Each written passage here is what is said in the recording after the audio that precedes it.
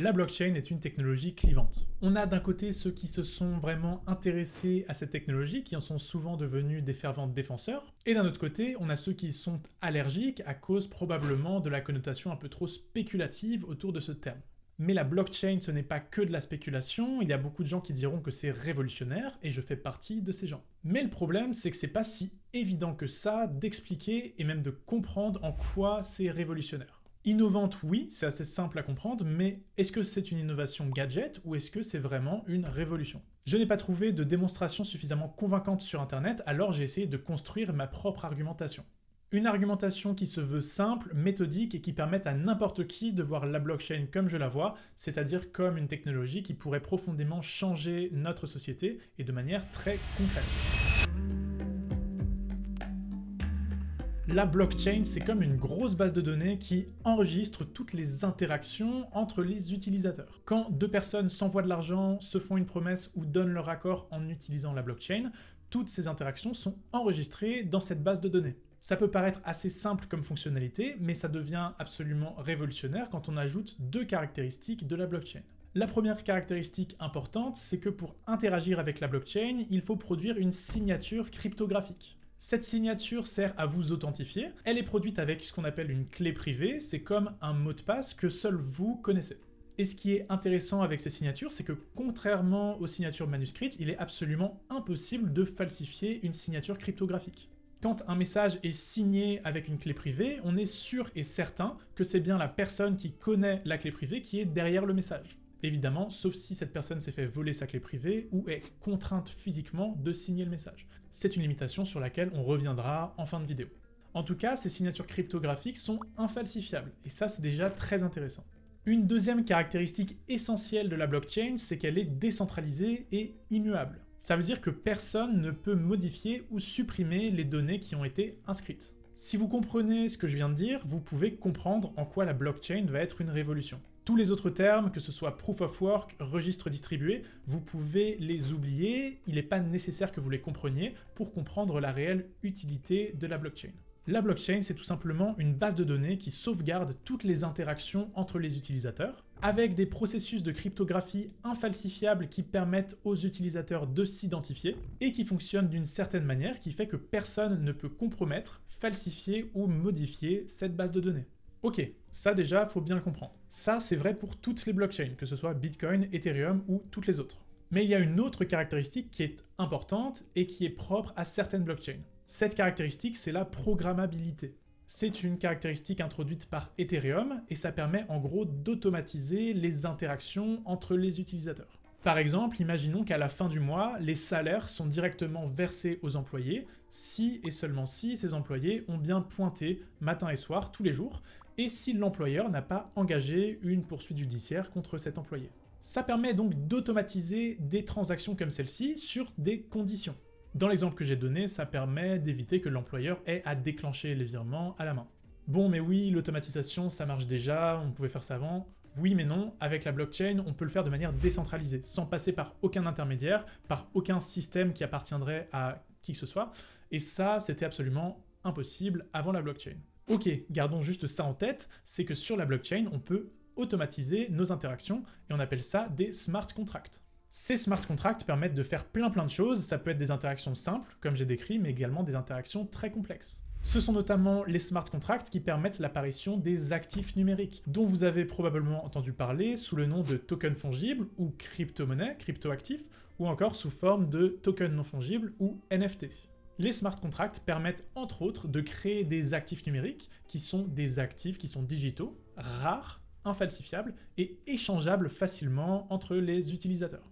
Ok, donc à ce stade, vous devriez avoir compris en quoi la blockchain est innovante. Qu'est-ce que la blockchain permet de faire, ou du moins quelques exemples de ce qu'elle permet de faire, qui n'était pas possible de faire avant. Mais innovante ne veut pas forcément dire utile, alors il me reste à vous convaincre que toutes ces fonctionnalités vont pouvoir complètement révolutionner nos sociétés. La blockchain pourrait bien révolutionner la manière dont nous interagissons.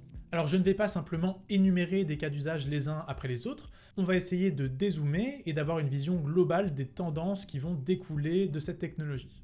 Partout où il y a de la confiance, il y aura de la blockchain. La blockchain va s'immiscer au cœur des interactions qui nécessitent de la confiance pour venir minimiser ce besoin de confiance.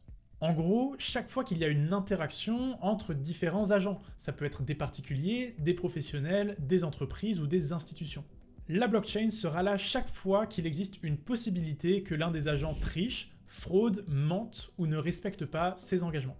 Elle viendra réduire les risques de triche et donc réduire le besoin de confiance. Alors on va voir plusieurs exemples très concrets pour illustrer cette grande tendance. Le premier exemple, le plus facile et le plus évident à mettre en place, c'est tout ce qui nécessite des documents de preuve. Et chaque fois que ces documents de preuve peuvent être falsifiés. On dit que la blockchain facilite l'authentification et la certification. Et ça, c'est parce que la blockchain est infalsifiable. C'est un support qui est parfait pour émettre des documents de preuve. Par exemple, je peux vous affirmer sans prendre trop de risques que dans quelques années, tous les diplômes et toutes les certifications seront émises sur la blockchain. Il sera alors possible de prouver que l'on a bien obtenu un diplôme ou une certification. Ces documents seront émis sur la blockchain et signés par l'établissement qui les émet. Donc n'importe quel recruteur pourra aller vérifier que ces documents sont bien authentiques et qu'ils sont bien à votre nom. On peut étendre ça à d'autres cas d'usage un peu similaires. On pourrait par exemple demander à nos employeurs de publier on-chain une preuve que l'on a bien travaillé pour eux, sur quelle date, à quel salaire, pourquoi pas, et à quel poste. Il serait possible pour n'importe quel recruteur de vérifier en quelques clics que les éléments de votre CV, vos expériences, vos diplômes sont bien authentiques. Ce sont des cas d'usage qui sont extrêmement simples à mettre en place. Il est déjà possible aujourd'hui, via certaines solutions, d'émettre des diplômes sur la blockchain. Ce n'est pas une pratique qui est encore très répandue, mais il n'y a pas vraiment de raison que cela ne se généralise pas dans les années à venir. La blockchain est tout simplement un moyen extrêmement efficace qui est tout trouvé pour répondre aux problèmes de falsification de tout type de documents. Bon, vous vous dites peut-être que la falsification des CV, c'est pas vraiment le problème le plus grave du monde, et je suis assez d'accord. Mais dans le même genre, il y a des problèmes bien plus graves qui pourraient être réglés de la même manière. On peut penser par exemple au dossier de location. Il y a quelques mois, je cherchais un appartement à Paris et j'ai dû constituer un dossier avec les documents personnels de mes 2 garants. J'ai fait plusieurs visites et j'ai donné ce dossier à plusieurs personnes et agences. Et manque de bol, quelques semaines plus tard, l'un de mes garants a appris qu'il avait été victime d'une usurpation d'identité. Quelqu'un avait contracté un crédit de plus de 10 000 € pour acheter une voiture en son nom. Tout ça à cause des documents sensibles que j'ai dû mettre dans mon dossier de location. Vous connaissez peut-être quelqu'un qui a vécu la même histoire, c'est quelque chose de très courant, c'est vraiment un gros problème aujourd'hui. Et bien la blockchain, en plus d'empêcher la falsification, réglera du même coup les usurpations d'identité. Grâce aux signatures cryptographiques, on pourra prouver qu'on est bien le propriétaire d'un document. Typiquement, si tous nos documents personnels sont émis sur la blockchain, on pourra les partager avec n'importe qui, parce que tant que cette personne n'aura pas notre clé privée, notre mot de passe, elle ne pourra pas produire la signature cryptographique qui lui permettra de prouver qu'elle est bien la propriétaire de ces documents. Donc là, on est quand même sur un cas d'usage qui est très facile à mettre en place et qui règle un problème qui peut être très douloureux pour beaucoup de personnes. Mais c'est loin d'être le cas d'usage que je trouve le plus intéressant. D'après moi, un potentiel encore plus disruptif de la blockchain réside dans la capacité des smart contracts à s'inviter dans nos relations contractuelles.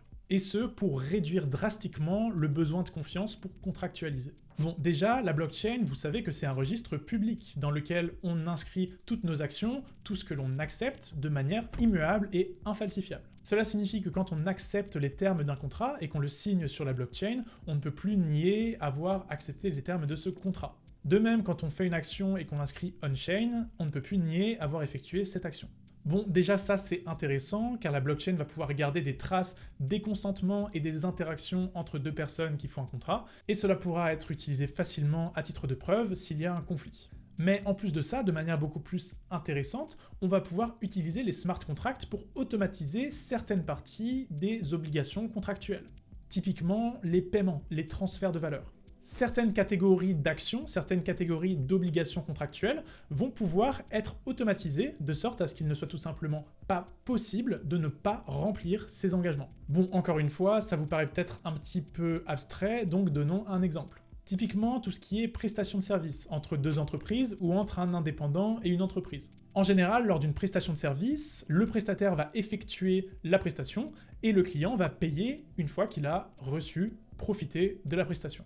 Mais aujourd'hui, il n'est pas rare, pour ne pas dire systématique, qu'il y ait des problèmes au moment du paiement. Ça peut être un retard plus ou moins important dans le paiement, ou même un impayé. Et ce, alors que la prestation a bien été effectuée et livrée en temps et en heure. Et là, votre seul recours, ça va être d'aller au tribunal pour essayer de forcer le paiement. Ça coûte cher, c'est compliqué, en général, il faut que ce soit vraiment une grosse somme pour que vous vous donniez ce mal. En général, vous allez patienter si c'est juste un retard de paiement, ou même abandonner si c'est un impayé et que la somme est vraiment petite. Le résultat, c'est que les impayés sont une plaie pour tous les indépendants et les petites entreprises. Même les retards de paiement peuvent avoir des conséquences dramatiques. Un quart des PME qui font faillite le font à cause des retards de paiement de leurs clients. Bon, mais alors qu'est-ce que la blockchain a vraiment à voir là-dedans? Il y a fort à parier que les smart contracts s'inviteront au cœur des relations contractuelles. Les paiements seront notamment automatisés, le montant nécessaire sera bloqué pour toute la durée de la prestation et sera délivré automatiquement à la fin de la prestation. Si le client est insatisfait et ne veut pas payer, il devra déclencher une procédure d'arbitrage. Cette procédure d'arbitrage pourra se faire via des protocoles décentralisés on-chain ou tout simplement via un acteur externe qui aura été désigné dans le smart contract. Dans la plupart des cas, les interactions se passeront sans encombre, de manière extrêmement efficace, extrêmement fluide, par une automatisation des paiements sur le smart contract. Il y aura beaucoup moins de négligence des clients et de refus de payer frauduleux. Et tous les flux de trésorerie seront automatisés et optimisés par smart contract.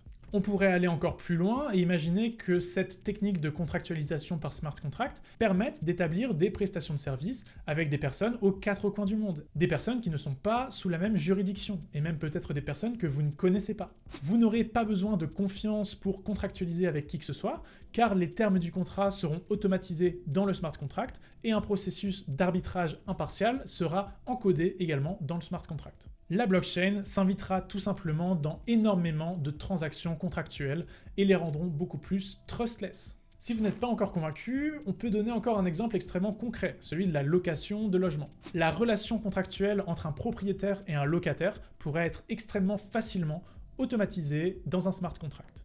Je ne serais pas étonné qu'on voit se développer des serrures qui seraient connectées à la blockchain et qui s'ouvriraient par une signature cryptographique. Pour conserver l'accès au logement, le locataire devra payer le loyer chaque mois au smart contract. Tant qu'il paye son loyer, la serrure s'ouvre avec sa clé privée. Et dès lors que ce sera la fin du contrat de location ou qu'on aura un retard de paiement un peu trop abusé, le smart contract réagira et la serrure ne s'ouvrira plus avec la clé du locataire, mais avec la clé du propriétaire. Avec ce système, on aura un propriétaire qui est sûr et certain d'être payé, et un locataire qui est sûr et certain que seule sa clé privée ouvre son appartement quand il le loue. Bon, alors je vous accorde que la législation française pour ce genre de système, elle n'a pas l'air très adaptée, mais vous vous accorderez sur le fait que la gestion de ce genre d'interaction contractuelle par smart contract pourrait être extrêmement intéressante. Alors évidemment, les smart contracts ne vont pas se substituer aux législations, elles vont s'y additionner. C'est un nouvel outil, une nouvelle couche qui va permettre de fluidifier les interactions. On est déjà sur des cas d'usage plus complexes que la simple certification des documents, mais il y a de bonnes raisons de penser qu'on va se diriger tranquillement vers ce genre de modèle. Cela sera des cas d'usage qui mettront plus longtemps à s'implanter, car il faut une évolution de la législation autour de ça. En tout cas, la première grande tendance que vous devez avoir en tête, c'est que la blockchain va venir s'immiscer dans toutes les interactions qui nécessitent de la confiance. Là où il y a de la valeur, il y aura de la blockchain. Bon, commençons par un argument assez fade. Il est déjà complètement évident et très actuel que la finance traditionnelle va se moderniser avec la blockchain. On peut penser aux réseaux de paiement, aux banques ou aux institutions financières. On se souvient bien d'une époque vraiment pas très lointaine où tous les virements interbancaires pouvaient prendre plusieurs jours et coûtaient même très cher, notamment les virements internationaux.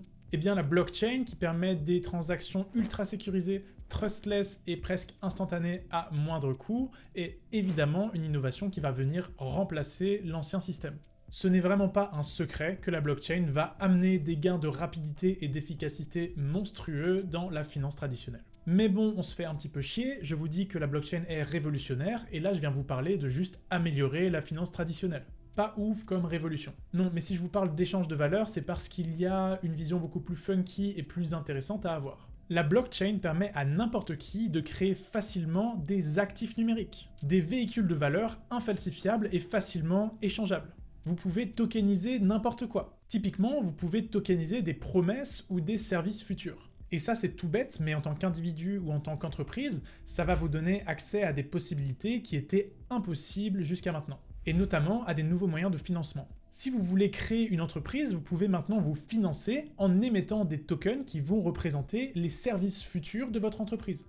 Il existait déjà des modes de crowdfunding un peu similaires, où les gens donnaient de l'argent pour financer une entreprise et obtenaient des avantages pour les services futurs de l'entreprise, mais c'était un mode de financement qui était assez inefficace. Tout simplement parce que c'est un mode de financement qui était très peu attractif pour les investisseurs et qui n'offrait aucune perspective de gain financier. Mais avec la tokenisation, on peut maintenant faire ce genre de crowdfunding, mais non pas promettre des services, mais émettre un token qui va représenter ces services. Ce token va être échangeable et permettre à l'investisseur de faire une plus-value financière si l'entreprise est un succès. Cela élargit largement le nombre d'investisseurs qui vont être intéressés pour vous financer de cette manière. Avant, vous deviez trouver des investisseurs qui seraient intéressés profondément par votre activité future. Maintenant, vous devez simplement trouver des investisseurs qui croient en vous, qui pensent que votre projet va générer de la valeur et qui pensent qu'ils pourront revendre ce token si votre projet est un succès. Et c'est également possible à l'échelle de l'individu. Par exemple, moi qui viens de terminer mes études et qui me lance dans une carrière de freelance. Il peut être assez difficile de commencer une carrière de zéro et on peut ramer pendant plusieurs mois avant de réussir à en vivre. C'est un vrai frein au commencement d'activité car si on n'a pas d'argent de côté, on peut être obligé de s'endetter pour commencer notre activité. Eh bien, l'émission de tokens donne un tout nouveau moyen de se financer. Je pourrais par exemple émettre, disons, 20 tokens qui représentent mon travail futur. Chaque token donnerait accès à un service, comme par exemple une journée de consulting en tokenomics ou token design. Car oui, c'est mon métier. D'ailleurs, petit coup de pub, mon LinkedIn est dans la description. Si vous êtes un projet Web3 ou un projet Web2 qui veut se lancer dans la blockchain, n'hésitez pas à me contacter. Et sur ces tokens seraient inscrites les conditions d'exécution du service, les dates de validité, le type de service, etc. Je vous vendrai une promesse de service, tout simplement. Mais je vous la vendrai sous forme d'un token, un token échangeable. Ça veut tout simplement dire que je ne devrais pas chercher quelqu'un qui est réellement intéressés par mon service spécifique, mais simplement des investisseurs qui croient en moi et qui pensent que dans le futur, des clients seront intéressés par mes services. Et accessoirement que ces clients voudront payer un prix plus élevé que le prix auquel j'ai vendu le token. C'est un tout nouveau type de financement, c'est un petit peu comme de l'endettement par le temps. Plutôt que de m'endetter à la banque contre de l'argent, je vais promettre des services futurs, je vais promettre mon temps futur pour me financer dans le présent. Ça peut vous paraître assez bizarre car c'est pas quelque chose qu'on a l'habitude de faire et il faudra probablement du temps pour que les législations s'adaptent à ce genre de cas d'usage. Mais la possibilité d'émission d'actifs numériques, de tokens, ouvre des possibilités absolument énormes. On pourrait même comparer ça à l'apparition de la monnaie. Avant la monnaie, les individus faisaient du troc et pour qu'il y ait échange, il fallait que deux individus aient chacun en leur possession un objet qui intéresse l'autre et qu'ils sont prêts à céder. L'apparition de la monnaie a permis d'élargir les interactions économiques disponibles, en permettant à tous les individus de se vendre leurs biens et services sans avoir besoin que l'acheteur possède un bien ou un service qui les intéresse. On utilise maintenant de la monnaie qui permet de stocker de la valeur réutilisable plus tard. Donc ça, c'est déjà sympa. Mais pour qu'il y ait interaction économique, il faut quand même que l'acheteur possède de la monnaie. Eh bien, l'apparition des actifs numériques permet d'élargir le champ des interactions économiques. Il est possible d'imaginer que des interactions économiques puissent avoir lieu même si l'acheteur ne possède pas de monnaie, mais s'il possède une compétence que le vendeur trouve valorisable. L'acheteur pourrait éventuellement payer avec une émission de token en tant que service futur. Le vendeur pourrait stocker le token pour consommer le service dans le futur ou pour le revendre à quelqu'un qui voudrait consommer le service. Alors évidemment, ça peut vous paraître assez farfelu. Il y a toute une législation à construire autour de ce cas d'usage et ça va prendre beaucoup de temps. Tous les cas d'usage dont je parlais un peu plus tôt dans la vidéo sont probablement beaucoup plus faciles à mettre en place, beaucoup plus probables. Mais en tant qu'économiste, je trouve absolument passionnant la manière dont les actifs numériques pourraient révolutionner les interactions économiques entre tout le monde. Donc je ne pouvais pas faire cette vidéo sans parler de toutes ces possibilités. Bon, je ne peux pas parler de l'utilité de la blockchain sans mentionner d'autres cas d'usage qui sont très souvent cités. On pourrait par exemple parler de grandes tendances comme la désintermédiation et la décentralisation. La désintermédiation, c'est le fait que les smart contracts puissent peu à peu remplacer les intermédiaires. L'expérimentation la plus avancée est la finance décentralisée. Il y a de nombreuses applications décentralisées qui permettent de souscrire à des services financiers, comme par exemple le trading ou le prêt et l'emprunt d'actifs. Mais on pourrait également avoir une désintermédiation au-delà de la finance. On pourrait par exemple penser à toutes les plateformes qui mettent en relation une offre et une demande. Blablacar, Airbnb, Superprof, toutes ces plateformes pourraient être facilement remplacées par des smart contracts. Dans une moindre mesure, même Uber pourrait être remplacé, même si c'est beaucoup plus technique et beaucoup plus compliqué. Ces applications décentralisées, capables de supprimer les intermédiaires, sont indéniablement très innovantes. Mais il n'est pas certain que ce soit une tendance qui s'impose sur le long terme. Il reste à prouver que les applications décentralisées, qui sont open source, peuvent être suffisamment compétitives pour rivaliser avec les plateformes centralisées. Mais c'est clairement une tendance à surveiller. D'un autre côté, la blockchain permet des nouvelles formes de gouvernance décentralisées, comme les DAO. C'est également une innovation majeure, mais là encore, il n'est pas certain que cette tendance s'impose sur le long terme, car les DAO sont assez difficiles à gérer. Pour finir, il y a plein de pistes extrêmement intéressantes sur des cas d'usage dans la propriété intellectuelle, la souveraineté des données ou la gestion des chaînes logistiques. Mais ce sont des sujets complexes que je ne maîtrise pas encore assez et je ne saurais pas vous dire si la blockchain apporte des innovations absolument majeures dans ces domaines ou si ce sont des innovations mineures. Ce sont probablement des cas d'usage qui mériteraient chacun une vidéo d'analyse, donc dites-moi en commentaire si vous souhaitez des vidéos dédiées. Bon, tout ce que je vous ai dit jusqu'à maintenant, c'est bien beau, mais il y a des conditions assez indispensables pour que toutes ces visions se réalisent. Le plus évident, c'est l'évolution de la réglementation, j'en ai déjà parlé. En théorie, on peut tokeniser n'importe quoi, mais il faudra que la législation évolue pour voir ce qui est autorisé ou non, et dans quel contexte. Il faudra également voir si on veut que la signature cryptographique ait une valeur légale, que se passe-t-il quand un utilisateur signe un smart contract qui ne l'a pas parfaitement compris? Et que ferons-nous quand un individu affirmera qu'il a été forcé de signer un message, ou que sa clé privée a été volée? La place des smart contracts et des signatures cryptographiques dans nos relations contractuelles dépendra en grande partie des moyens que nous arriverons à mettre en place pour limiter les vols et le trafic de clés privées. Plus la législation s'adaptera pour permettre des nouveaux cas d'usage, plus nous trouverons de moyens pour protéger les clés privées et les individus, et plus la blockchain pourra s'imposer profondément au centre de nos interactions quotidiennes. Bon, ça c'est déjà une sacrée condition. Mais ce n'est pas la seule, il y a aussi tout le côté immuable de la blockchain qui pourrait poser problème. Ce qui est paradoxal puisque l'immuabilité de la blockchain est initialement l'un de ses atouts majeurs. Mais le fait qu'il soit impossible de revenir en arrière sur la blockchain peut poser des vrais problèmes, notamment quand il y a des fraudes manifestes ou des hacks. On ne compte plus les hacks de smart contracts qui ont débouché sur le vol de centaines de millions de dollars de crypto-monnaies. Le problème, c'est que la sécurité informatique, la sécurité des smart contracts, est un domaine très compliqué, et il est en général impossible d'être sûr à 100% qu'il n'y a aucune faille. Donc il existe d'après moi un plafond de verre sur l'importance que pourront prendre les transactions sur des smart contracts de blockchain publique. Au-delà d'un certain montant, il ne sera pas acceptable de prendre le risque d'un hack irréversible. Ce problème devra se régler soit par des innovations en termes de sécurité qui permettront d'être beaucoup plus certains de la fiabilité d'un smart contract, soit par la mise en place de moyens qui permettent, selon certaines conditions, de revenir en arrière sur les protocoles. Typiquement, il me semble possible et même assez probable que les cas d'usage les plus importants ne se développent pas sur des blockchains publiques, mais sur des blockchains de consortium. C'est-à-dire une blockchain qui ne peut pas être sécurisée par tout le monde, mais par un certain nombre d'acteurs reconnus et vérifiés. On pourrait par exemple imaginer une blockchain interétatique qui serait sécurisée par des États et des institutions internationales. C'est un scénario qui me paraît relativement probable. Mais bon, je vois déjà pas mal de monde s'indigner à l'idée d'un tel scénario. Il y aurait beaucoup plus à dire sur ces sujets, mais cette vidéo est déjà trop longue. J'aimerais que les commentaires sous cette vidéo soient un espace de débat constructif. N'hésitez pas à donner votre avis, vos accords comme vos désaccords, et à mentionner des arguments que j'aurais oublié d'aborder. Ce n'est que ma propre réflexion que j'ai décrite dans cette vidéo, il y a évidemment plein d'éléments qu'il faudrait ajouter et nuancer. Merci d'avoir regardé cette vidéo, si vous avez aimé ça m'aiderait énormément que vous vous abonniez, et moi je vous dis à très vite.